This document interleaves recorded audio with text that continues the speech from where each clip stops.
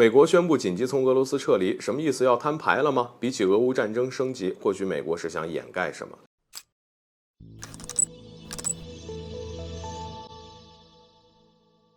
大家好，欢迎来到赵太阳观察室。根据消息报道，当前美国驻俄罗斯大使馆已经发布了公告，声称呢，介于当前俄乌冲突可能产生的不可预料的后果，呼吁美国公民不要前往俄罗斯。与此同时，在俄罗斯境内居住或者旅行的美国公民，希望能够尽快离开俄罗斯境内，否则很可能会有滞留的风险。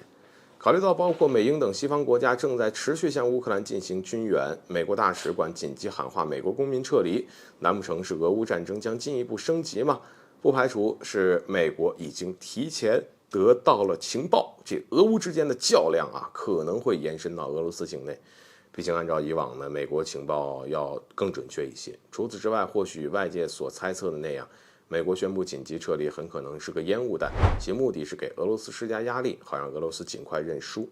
以美西方的作风，倒也是有这个可能。不过在分析看来，此次不管美国是不是要与俄罗斯摊牌，可以肯定的是，俄乌之间战争一定会升级。至少就目前而言，局势并没有降温的迹象。尤其是在美国的教唆和怂恿下，开始有越来越多的国家计划向乌克兰提供军援。比如过去一段时间，在援乌行动上很积极的英国，消息透露，该国很有可能向乌克兰提供真正的战机。当然，并非老旧的而是英国早期使用的台风战斗机。另外呢，就连德国政府也决定向乌克兰提供坦克战车。如果说英德是美国的跟班，那巴基斯坦是什么呢？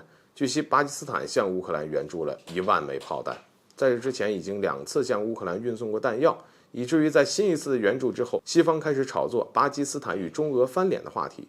不过比起巴基斯坦援乌是什么意思呢？外界更好奇美国突然宣布撤离是什么意思。或许确实有向俄罗斯施加压力的可能性，但必须要有一个前提，在俄乌冲突持续的背景下，在美国的俄亥俄州，一辆装有10万加仑聚乙烯的火车脱轨，导致出现了严重的聚乙烯泄漏。据悉，这是一列100节的列车，其中50节脱轨，20节装有的是化学危险品，5节则装有危害性巨大的聚乙烯。事情发生后，原本正常的处理流程应该第一时间封锁现场，用大量的水去稀释泄漏的聚乙烯，再把被聚乙烯污染过的水装起来，不让任何人触碰。可没想到美国俄亥俄当局并没有这么做，反而采取了非常糟糕的做法，把泄漏的聚乙烯一把火烧了。如此举动直接造成了严重的2次污染，而这场人为的生化危机所带来的危害还在持续，严重到甚至核心污染区近50年来都不能住人。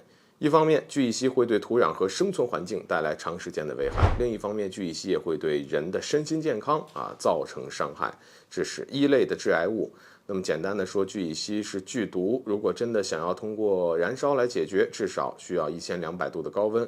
可显然现场大火没有1200度，就算有呢，聚乙烯在完全燃烧后生成氯化氢。很可怕的是，氯化氢也是剧毒，过度吸入直接会导致死亡。因为无知，美国俄亥俄当局才采取燃烧的做法嘛。